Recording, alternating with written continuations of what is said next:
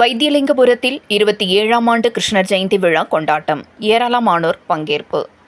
ஆண்டுதோறும் கிருஷ்ண ஜெயந்தி விழா தமிழகம் முழுவதும் யாதவ சமுதாய மக்களால் சிறப்பாக கொண்டாடப்பட்டு வரும் நிலையில், சிவகங்கை மாவட்டம் காரைக்குடி வைத்தியலிங்கபுரத்தில் 27வது ஆண்டாக கிருஷ்ண ஜெயந்தி விழா வெகு சிறப்பாக நடைபெற்றது.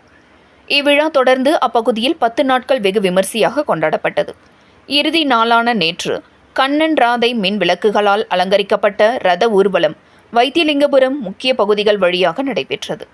இறுதியாக வைத்தியலிங்கபுரத்தில் அமைந்துள்ள கிருஷ்ணன் கோவிலில் வந்தடைந்த பிறகு கிருஷ்ணன் கோவிலில் சிறப்பு பூஜைகள் நடைபெற்றதை தொடர்ந்து இந்த ஆண்டு விழாவிற்கான ஏற்பாட்டினை விழா கமிட்டியினர் சிறப்பாக செய்திருந்தனர்.